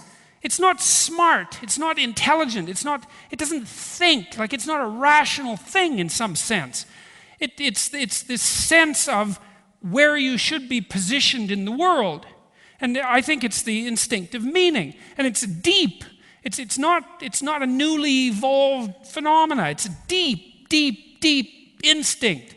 And it places you in the world. And I think the idea of the example of music and dance is a really good one because, even if you don't dance with someone else, people like to go to concerts. Almost everybody loves to go to a concert. And, a concert's great when the performer gets everybody hopping. It's like the performers are all harmonized together. They're all doing the same thing at the same time, which is an amazing thing to do, especially if they're improvising. I can't figure out how they do that at all. It just seems impossible. But they're improvising, right? And they're just tight as hell. They're on the beat. The patterns are coming out just perfectly. And then they've got the whole stadium kind of reverberating because if they're really good musicians, they can hear the acoustics of the instruments and the amphitheater itself, and they get to get the whole thing vibrating in the same manner. And then with any luck, they can get all the people in the place doing the same thing, right? And so all of a sudden, you put yourself in a position where you're in harmony with this immense construction of patterns, and it's so deeply meaningful. People just absolutely bloody love it. It's a primary religious experience to have that happen, which is why people will pay so much money to experience it, and it's beneath criticism. Like, nobody comes out of a concert that has any sense and goes, what the hell was that all about? Like, you just look at them like there's something wrong with them. It's like the person in the movie that taps you on the shoulder and says, none of this is real. It's like, what do you want? You want to slap? It's like, what's wrong with you? I mean, I know and what do you mean it's not real? It's actually hyper real. It's more than real, right? It's condensed real. So it's not that it's not real. If it wasn't real, you wouldn't be watching it. It's just not dull. It's the most real that things can be condensed together so you can watch it all at once. It's way more real than just real. And so it's a foolish argument. And to rationally criticize a musical experience, like, you just have to be out of your bloody mind. You have to be so divorced from who you are to do that it should be against the law for you to go to concerts, right? Because you're just annoying. And so there is this intrinsic sense of being in alignment with things, And I don't know how deep it goes, because I think if you're healthy, you're aligned way down into your structure. You know, your cells are healthy and your organs are healthy, and they interact together in a healthy manner, and they're put together in a unified way, and then you take that unified you, which hopefully comes together somewhere around 3 years of age, and then you unify it with other people, and then you unify it across time, and then you unify it with the layers of the world. And you can tell when that's happening in two ways. One is your conscience isn't torturing you to death for not being in the right place at the right time. Right? And you wake up in the morning, or you wake up in the middle of the night, and maybe you're doubtful about some of the things that you've done in your life, but at least you can say, look, man, I'm trying to get myself together. I'm pursuing something that seems to be important, and I'm kind of trying to take someone along with me. Maybe it's my partner, my intimate partner. Maybe it's a friend. Maybe it's my family. Like, it's not just for me. Or even if it is, because you're isolated, it's not just for me right now. I'm trying to set my life up. So there's some grander sense of continuity there, that's extending beyond you. And God only knows how far that can extend beyond you. And what seems to happen is the more of those layers that you get stacked up, so the more it is beyond the you that's just here and now, the better it is, and you can wake up and you can think, God damn it, I can justify my life, miserable as I am, wretched as I am, ignorant as I am, knowing so little and being so full of error. Well, at least I'm pursuing something of value, and I'm doing my best for myself. I'm taking care of myself, I'm not being a burden to anyone else. That's at least something. And then I've got something left over for some other people. And there's a sense of meaning in that. It's like, and you can be cynical about that, but it doesn't help. All the cynicism about that does is leave you in something that approximates hell. And that's not helpful. That's just a place where things go from bad to worse. And so you'll torture yourself for not acting properly. And you'll reward yourself, at least to some degree, for acting properly. And if you do act properly, then other people want to be around you, at least more than they otherwise would be. And then you can cooperate with them, and you can compete with them, because that can be fun. If we're friends and we're trying to do something, I might see if I can outdo you, and you might see if you can outdo me. But it's not like we're doing it as enemies. We're doing it as beneficial adversaries who are pushing each other forward. Right? There's something to be said for that, and that's what competition does. And that's what, and then that's within our grasp. And so we can wake up in the morning as conscious beings, and we can look at this array of potential that stands in front of us with our newly awakened consciousness, and we can say, well, look, we can put the world in order. We can stack things up layer on layer, and we can make things harmonious, and we can make things better for ourselves. We can stop doing some of the foolish things that we're doing, and we can make things better for ourselves, and we can make things better for our family, and we can improve the quality of our communities, and we can find the meaning in our life that's associated with that. That's a meaning that's associated with responsibility, which is also a very interesting thing to know, and that I don't think people know very well. It's like, people were told so often, I'll probably close with this, we're told so often that, well, really the purpose of life is to be happy. And I think, I don't know who the hell came up with that. I really don't. It's like, it's so obviously wrong that it's barely worth considering, partly because there's a bunch of times you're just not going to be happy, right? Because bad things happen. It's like, what the hell are you going to do then? Well, seriously, man. It's like there's going to be times in your life where you're dealing with someone who's sick for 3 years. That's going to happen to you. It might be you. It might be someone you love. And they're going to be in bad shape. They're going to be suffering. And God only knows if it's going to get worse. It's like, what, are we going to be dancing through the rose fields at that point? It's like, no. And if the purpose of your life is happiness at that point, it's like, well, you're done. And you're useless too, because you're just going to be whiny and miserable and cynical and bitter because you've got this sick person to take care of, and that's really going to be helpful. It's like, no, that's not it at all. It's like, there's something about this getting things in alignment, right? You take some responsibility for yourself and get yourself together, because God only knows what you're capable of. You're probably not doing too bad the way you are, and you're nowhere near as good as you could be. So God only knows what you could be like if you really got your act together. You think, man, let's see what happens if I really concentrated on something. One of the chapters I'm writing right now in my new book is concentrate on one thing as hard as you can and see what happens. That's a nice disciplinary strategy. It's like, pick something. I don't care what it is. Who the hell cares? Pick something. Aim at it. See if you can get really good at it. See what it's like to be really good at something. Then maybe you could be really good at 2 things, and then maybe 10 things. And it starts to multiply, It's hard to get good at one thing, but once you're good at one, it's easier to get good at 2. And once you got 2 down, 4 is not so hard. And once you hit 4, 8's like within your grasp, and then it really starts to accelerate upward, and you think, well, who the hell could you be? Maybe the world wouldn't be such a miserable, wretched, bitter, unsightly place, where you're consumed by nihilism and prone to addiction and all of that if you got your act together.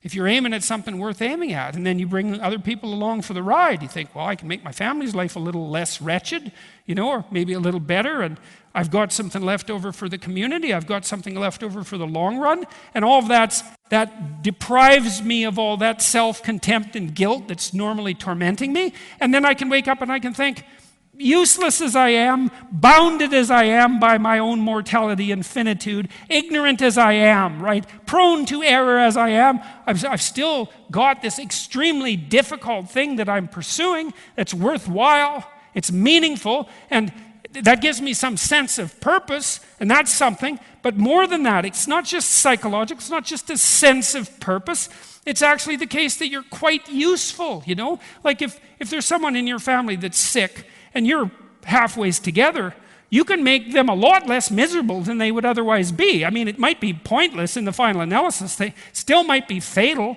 but it could be a lot less like hell than it would have been if you wouldn't have been there. And that's not nothing. And we all know that we're capable of making things better. And so you think, well, what the hell would happen if we just tried to make things better? And stopped asking about it in some sense. It's like it's not good that things aren't good. Everyone knows that. And they especially know that about themselves. It's like, okay, wake up in the morning and think, well, I'm going to orient myself towards the highest thing that I can conceptualize at that moment. I'm going to try to make the world a better place. I'm going to try to improve the fabric of being. And I'm not going to go out and advertise about it, I'm just going to start today, locally, with me. I'm going to start not doing some of the stupid things that I do that I know I could quit doing if I was willing to do it. I'm just going to experiment, and I'm going to see what would the wretched, miserable world be like if I wasn't so useless, incompetent, and malevolent. It's a great question, because it's within your grasp. You could actually do that. You could try that for 2 years and think, okay, I'm just going to stop doing all the stupid things I'm doing. One at a time, because God knows I'm not going to stop all 100 of them at once, but I can stop them one at a time. I'm going to suspend judgment. That's rule 6, right? Don't criticize the world until you put your house in order. Put your house in perfect order before you criticize the world. Well, that's a good one. It's a nice hypothesis. It's like, well, what would it be like if you put yourself in order? Well, there's a bloody goal. That'd be worth trying. Well, why are we all here listening to this? Well, who the hell knows? It's not an easy thing to figure out. But I think it's because, like, I'm a psychologist, and I've watched how psychological knowledge has developed over the last 300 years, say. That's been my purview of study. And, we're waking up to our own being to some degree. We're starting to understand what we're like. We're starting to put things together. Things like the ethical conduct that I'm talking about today. And we're starting to become more aware of what it is that we are and who we could be. And it's about time, because we're very technologically powerful. And we have a world that's, this realm of possibility that's open in front of you all the time that you're interacting with. It's growing in magnitude because you're growing in power.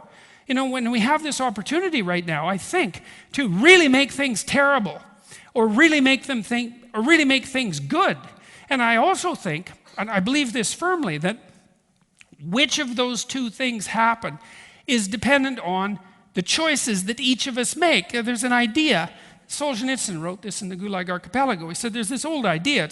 It's the idea that's at the basis of Western civilization fundamentally, that each of us is a center of the cosmos, right? So with a spark of divinity within us, something that's made in the image of God. And God is the thing that creates out of nothing, right? Is to create out of potential. And that's what we do. That is what our consciousness does. That's really what we are. I've never read a better description of consciousness than that, because once you've made a habit and you're deterministic, you're not conscious anymore. Like, you're not dealing with potential, you're dealing with actuality. It's already established. Your consciousness is there to help you deal with that which has not yet come into being. And so that's what you are. You're the thing that confronts what hasn't yet come into being and determines what that's going to be. And that's on you. And in some sense, and this is the thing I don't really understand, it's on each of us equally. That's partly what gives us that spark of divinity, or that sovereign value that our culture attributes to us as citizens, as people with the right and the responsibility to vote and to determine the direction of the state. We wouldn't have that if we didn't have the conception that there was something intrinsically valuable about us. You think, well, God only knows what you could do to make the world a less hellish place. That'd be a good start. I mean, if you're looking for meaning, let's make things slightly less wretched. That'd be a good start, but there's no sense stopping there. We can expand beyond that, maybe to the limits of our imagination. It's like, put yourself together and see what happens. One of the things that's been really fun about this tour, and I think part of the reason that I keep doing it, apart from the fact that it's such a miracle that people come and have this sort of discussion, is that people they come up and talk to me afterwards, groups of 150 people. So I've met 10,000 people or 15,000 people. And so many of them, and some of them have had like bloody miserable times of it, like you just can't imagine. Well, some of you can't. And they said, look, well, I decided I was going to develop a vision. I'm going to have an ambition. I decided I was going to have an ambition.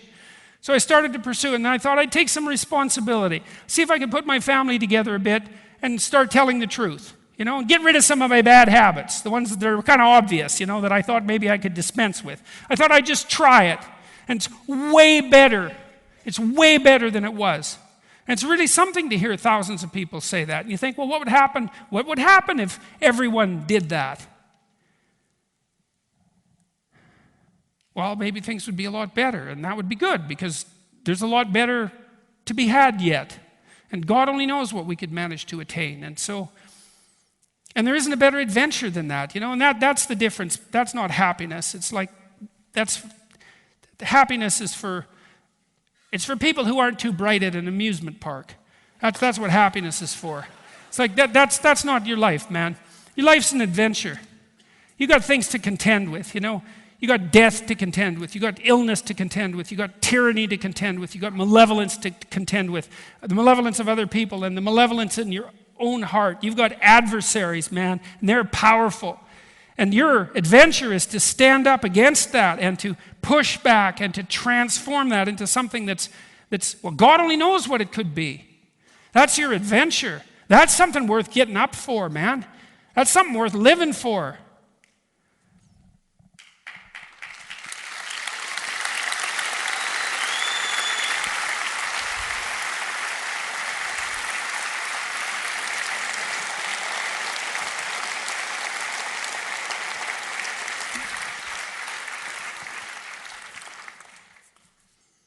Yeah, I guess, and then, maybe if you're lucky, then you have a little bit of music in your life, because you put things together the way they should be put together. And, you're okay for yourself. You can wake up with a bit of self-respect, not self-esteem. Self-respect, a little bit anyways, for something as wretched as you are. You're struggling against impossible odds with a certain amount of success. There's something to be said about that, And it's good that you have a kid or two and they're depending on you and you're helping them out. Like, more power to you, and that you're halfway decent to your wife. It's great. And maybe you're kind of useful to your employer. That'd be all right. He or she could probably use the help. And then society itself, well, it's stumbling along blindly like it always does. Might not be so bad if someone else with open eyes was added to it. So, what the hell, man? that'd be a good thing to do. And that's what I've discovered to be the truth. And it seems to be resonating with people. And you don't have anything better to do anyways, because you're bloody well all in this, right? This is something you devote your whole life to, whatever it is you're doing. You stake your whole life on it. And so that's what you're looking for. You're looking for something that's so bloody worthwhile that you could say, it's worth staking my life on this. And keeping things away from hell and moving them a little bit closer to heaven, that's probably worth staking your life on. Thank you very much.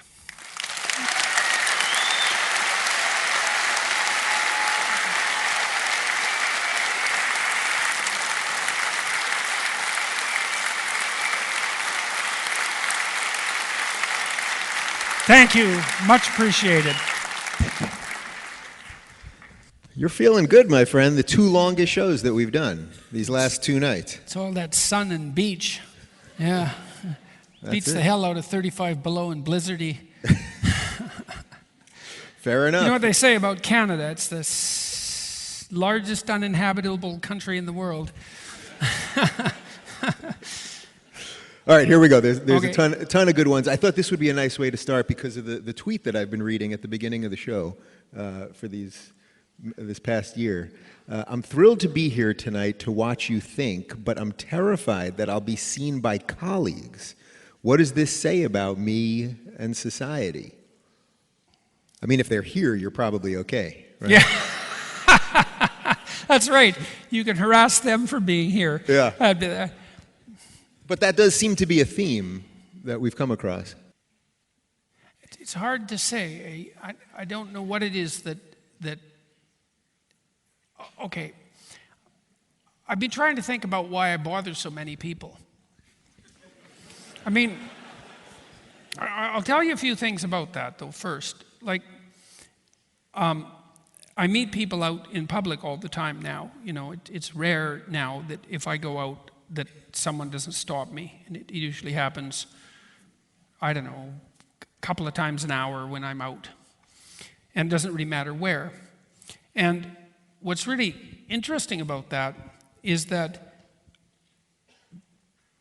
so I don't know how many times that's happened. Say it's happened for 2 years, and maybe that's 10 times a day, so it's 8,000 or 9,000 times, probably, something like that.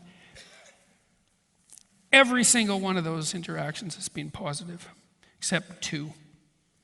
One, I met some horrible drunk harridan woman in Dublin, and she was toting along her completely crushed husband, and she had some rude things to say, but she was mildly intoxicated by Dublin standards, which meant completely unconscious, even by Australian standards. And then when I first came to Australia, when I landed in Perth, I met this young guy who had a rather sour look on his face, and he walked by me and he said, "Jordan Peterson?" And I said, "Yes." And I put up my hand because usually people want to shake my hand. He said, "I wouldn't shake your hand." And he, trounced on by, which will probably be the highlight of his life, I presume. And part of me is hoping that will be the case. But other than that, man, I tell you, it's been unbelievably positive. People are very careful when they come and talk to me. They are alert and paying attention, and they're very polite, and they're happy to see me, and they usually apologize for interrupting me, although I don't regard it as an interruption. And they usually have some good thing to tell me, they've read my book or they've been listening to my lectures, and they tell me something positive that's happened in their life as a consequence. And that's absolutely wonderful. And then there's all these talks, and we figure that's about 300,000 people now, or something like that, which is it's a lot of people, man, in a lot of different cities. And the response is always the same, which is really quite interesting. And so, but then there's this small minority of people that really, they don't like me. And some of the feeling's mutual, because I'm no fan of Marxists, and I'm no fan of postmodernists either. And so, if you're a Marxist or a postmodernist or some ungodly, monstrous combination of both,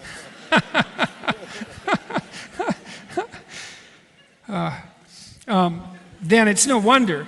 But apart from that, which is kind of political, I think that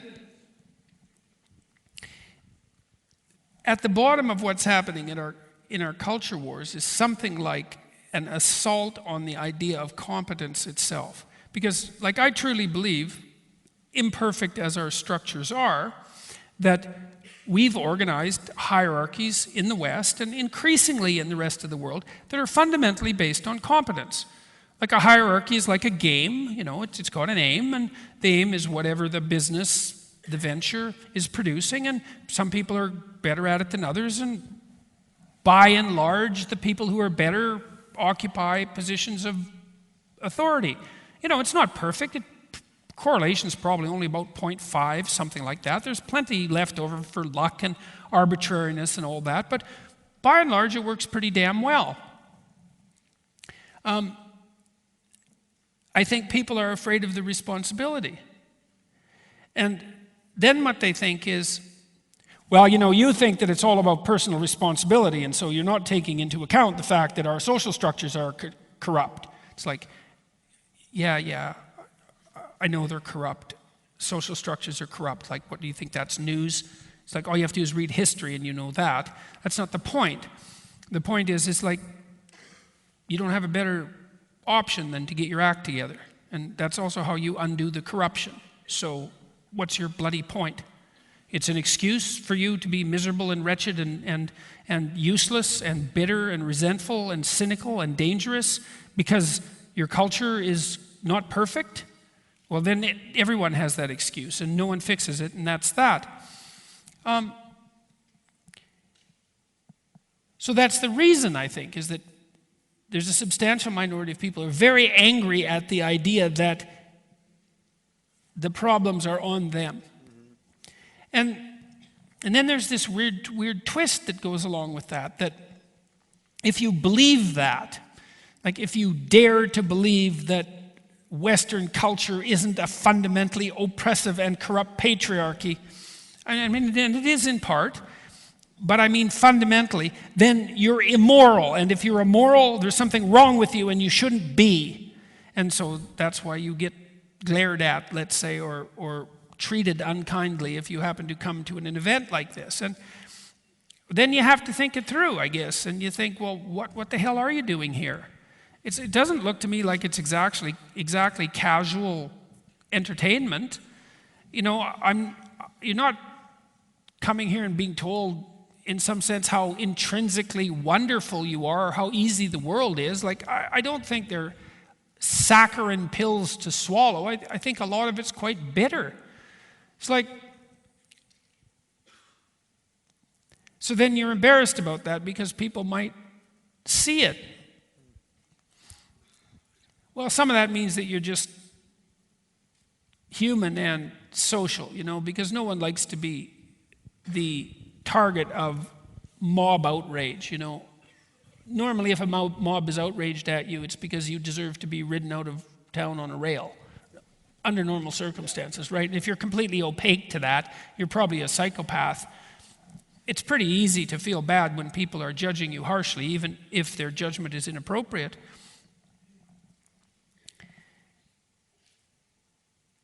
You decide what side you're on, and you put up with it, I think it's better to be on the side of difficult endeavor, courageous movement forward, truth and responsibility, and to do what you can not to be apologetic about that, and to give yourself a bit of a break if you happen to be, because it's very easy to feel bad when people are arbitrarily judging you. When I had all this trouble with the press, which seems to have decreased to a substantial degree recently, which I don't miss, a typical contentious interview would pretty much do me in for like 3 days. It's not pleasant to be grilled like that, to have your fundamental morality questioned. But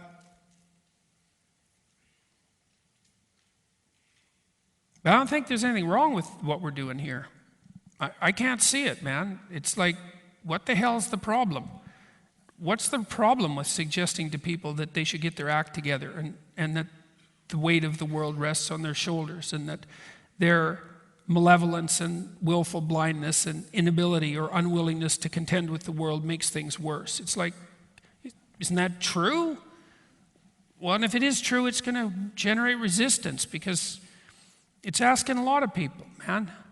You know, the world's a pretty brutal place, and it's your fault, a lot of it. It's my fault too, you know, but it's our fault. And so it's not surprising that people are resistant to that. And people have always been resistant to that idea. So I would say, yeah, have a little sympathy for yourself, but don't stop. Don't stop reading and don't stop thinking about the sorts of things that you're thinking about, and presume that calmer minds and wiser heads are going to prevail, because I think they will. And that'll also depend to some degree on how you act. And the other thing I would say too, just to close this, is if you're ever attacked by a mob, don't apologize. You know, you can scour your conscience and you can figure out what you did wrong or what you didn't do right enough, but if you didn't do anything wrong, don't apologize.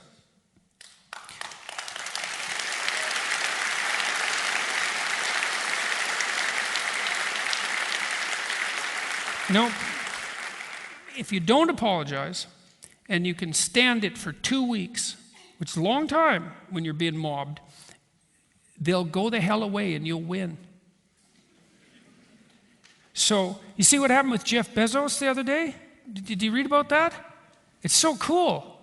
So, he's being blackmailed, right, by the National Enquirer. No. He has some goods on them about some underhanded interactions they were involved in. No. He had evidence for it.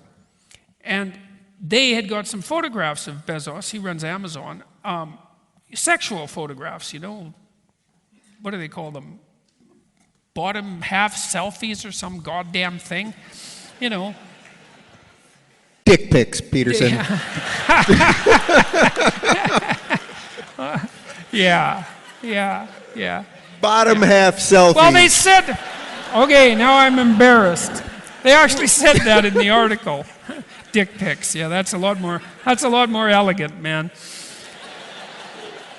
So they got a few of these, and he came out yesterday, wrote an article in Medium, and he said, go ahead, you sons of bitches. Publish them. Up yours. I'm not going to lie about your corruption. And that was that. And I think he'll come out, you know, he's married. There's going to be some trouble. This was with it was with his mistress, apparently, and God only knows about his marital status. I don't know anything about that. But he wasn't willing to be cowed. And, you know, he's quite the remarkable person, and no doubt he has his flaws, and perhaps now we have some photographic evidence of them. But I don't mean physiological flaws. Well, maybe that was the reason for his marital trouble. I don't bloody well know. But he didn't apologize. And I think he's going to come out as ahead as he possibly could have. And I would say the same thing to all of you. It's like, there's nothing to be apologetic about for this. So, sometimes you have to make enemies. Not unnecessary ones, but sometimes you have to make enemies. And sometimes that's the best thing you can do. Not usually.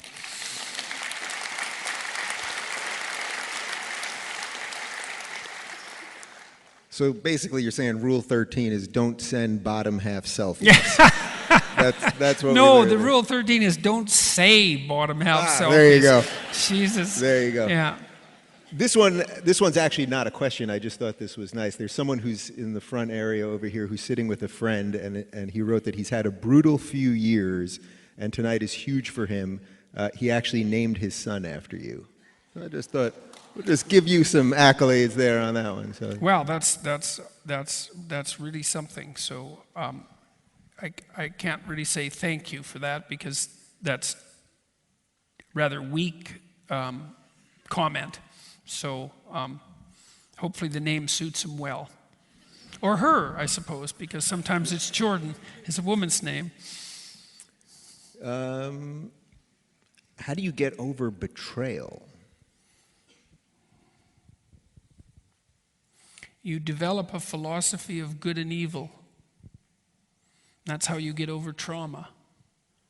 You know, one of the things that's been quite interesting about the last couple of years is I've talked to a lot of soldiers, and they've given me a lot of their military paraphernalia, which is quite interesting. Somebody gave me his second lieutenant's bars the other day. He'd worn them through Afghanistan. And so a lot of military people have given me their insignia, and a lot of people who've been in service, and they told me that watching my lectures has helped them get over their post-traumatic stress disorder.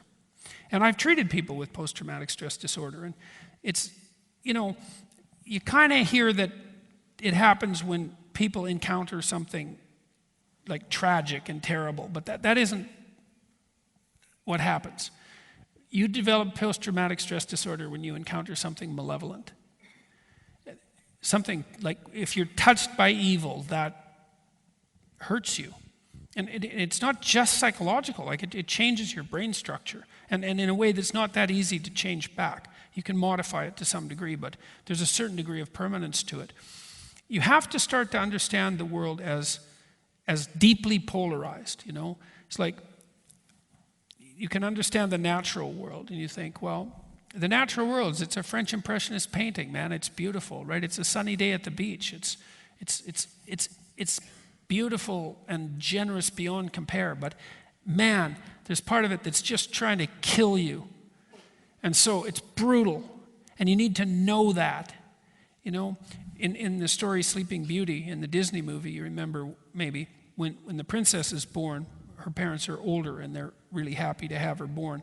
And they have her christening. And they don't invite the evil queen to the christening, Maleficent. And she's the dark side of Mother Nature and extraordinarily powerful. And you think, well, why the hell would you invite the evil queen to your daughter's christening? And the answer is because you need to toughen her up. You cannot protect your children from the catastrophe of reality. You have to expose them to it carefully, right? That's the point of being a parent, is that you do it judiciously. And then the child starts to understand that terrible as things are, they can be dealt with. And it's the same with culture. Like, culture is the same thing. Well, that's why there is the patriarchal oppression narrative. It's 1/6 of a religious story. Who's in charge? The evil king. Well, obviously, the evil king is always in charge.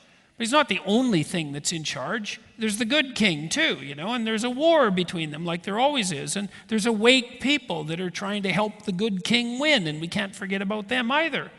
And then, you know, there's the malevolence in your own heart that you have to contend with. Now you have to tell me the question again. I am coming to answer it though.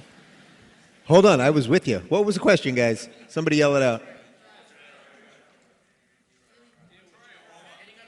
Betrayal. How do you deal with betrayal? Oh, yes. Betrayal. Well, yeah, okay, well, so, no, well, it's important. The thing is, you have to understand the structure of the world. You know, nature is brutal. Culture is a bloodthirsty tyranny. And human beings are, what did Jung say? A tree that wants to grow to heaven has to have roots that go all the way down to hell. You know, and he believed that the encounter with the shadow, that's the dark side of the human psyche, was literally, it was as close to a journey to hell as anything can possibly be, because to undergo that journey properly, you have to understand what it is to be human, how dark that is. You have to understand, like, people read about World War II, they read about the Nazis, they read about the Soviets, they read about the people who ran the Maoist inquisitions and the people who conducted the torture. And they never think of themselves as those agents. They think that's someone else. You know, maybe they think they read the stories, or they don't even read them at all because they're too horrifying. They think, well, I'd be the good guy. It's like, no. No, you wouldn't. Probably not. maybe you wouldn't be the worst person, but maybe you would be. And that's a hell of a thing to come to terms with. And you think, well, how the hell does that help you with betrayal? It's like this polarity is built into the structure of the world. This terrible tension, let's say, between good and evil. It's there. It's you. You're in it, and you're responsible for it. But it's not of you in some sense. It's of everything. It's built into the structure of reality. And now and then you stumble across some of the malevolence, and it takes you out. And if you're naive and you don't understand that, it takes the bottom out of your world. You think, well, everything's good. People are good. Society's basically good. Nature's basically good. It's like you sound like Jean-Jacques Rousseau, right? Who put all 5 of his children in orphanages where they all died.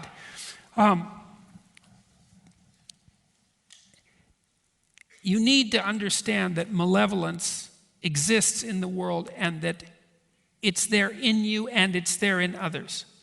And then you have to learn to accept that as a reality, and you have to decide that you're going to begin to contend with it. And then that's a way out. It's a way out. So look,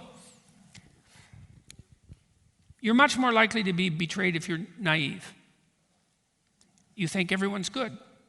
No one would hurt a fly. The person who loves you only loves you. And then you miss all the warning signs. You're just a patsy. You're just there to be plucked and picked and exploited. Christ, you invite it because you're so damn blind. You don't stand up for yourself when you're supposed to. You don't tell the other person to go to hell when they really need to be told to go to hell, when they're pushing against you in ways they shouldn't. You bend over backwards to be nice and friendly and easy to get along with and to never have butter melt in your mouth. And it's all the other person can do not to betray you. You just need it just so you'll grow up. I'm not justifying it. I know that can be incredibly cruel. And you can run into people that are so malevolent that it's just beyond absolute comprehension. But naivety definitely increases the probability that will happen. Or that you'll run into your own malevolence, which is what happens to soldiers a lot, because they think they're good people. And then they go out in the battlefield and they find out that, well, good people they might be, but they're also the same sort of bloodthirsty soldier that's been roaming the earth for the last 3 million years. So it's a hell of a shock to encounter that in yourself. And then you go from naivety to being hurt and cynical, right, about everything. It's like, oh my God, the world, it's so terrible. How can I possibly live in it? And that's no good. Then you're in the post-traumatic hell. And then maybe you get out of that and you think, well, things are as bad as I thought, and I can be betrayed, and I can betray myself, and that's all in the structure of the world. But there's more to me than I thought. There's more to courage than I thought. There's something to being awake. And then you replace your naive, what would you call it? Your naive defenselessness with the courage to reintegrate with the world. It's like, yeah, you were hurt once, or twice, or 5 times. It's like, wake the hell up. Back into the world. Extend your hand again, not because you're naive, not because you're unaware that you can be burnt. You extend your hand in courage despite the fact that you've been burnt, because you need to make contact with people, and it's the best thing you can do for someone. Say, I know what you're like, but I still want to be with you. It's best for both of us. It elevates both of us. It's the best way out of it, even though there's always the possibility for misunderstanding and betrayal and all of that. It's still that the hand of trust, courage, and truth is the best antidote for the catastrophe of malevolence and betrayal. And that's what moves you out of that despair and cynicism. It's courage, right? I was hurt. It was real pain. And maybe you didn't deserve it, because I've seen people hurt very badly by people, and not particularly because they were naive. They just were in the wrong place at the wrong time. What gets you out of that? It's courage, man, and truth, and that works. And the knowledge that that's how the world is structured, and the knowledge that that's not an excuse to to withdraw and be permanently hurt and to be bitter and cynical. It's like you got your reasons, man, for sure, but it's not a solution. Courage. Go back out again. Risk getting hurt again. But this time, man, keep your eyes open and defend yourself as soon as you need to. And then maybe you'll have a chance at the kind of relationship that will heal the betrayal.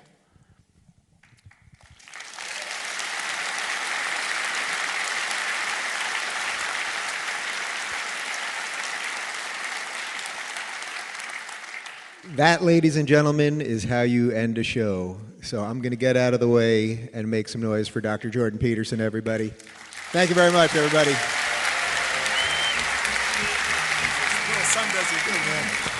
Thanks, Dave. If you found this conversation meaningful, you might think about picking up Dad's books, Maps of Meaning, The Architecture of Belief, or his newer bestseller, 12 Rules for Life, An Antidote to Chaos. Both of these works delve much deeper into the topics covered in the Jordan B. Peterson podcast. See jordanbpeterson.com for audio, ebook, and text links, or pick up the books at your favorite bookseller. Remember to check out jordanbpeterson.com/personality for information on his new course. Tag Jordan or I on Instagram to share your results from Discovering Personality. I really hope you enjoyed this podcast. If you did, please leave a rating at Apple Podcasts, a comment, a review, or share this episode with a friend. Thanks for tuning in. Talk to you next week. Follow me on my YouTube channel, Jordan B. Peterson, on Twitter at Jordan B. Peterson, on Facebook at Dr. Jordan B. Peterson, and at Instagram at jordan.b.peterson. Details on this show, access to my blog, information about my tour dates and other events, and my list of recommended books can be found on my website, jordanbpeterson.com. My online writing programs, designed to help people straighten out their pasts, understand themselves in the present, and develop a sophisticated vision and strategy for the future, can be found at selfauthoring.com. That's selfauthoring.com. From the Westwood One Podcast Network.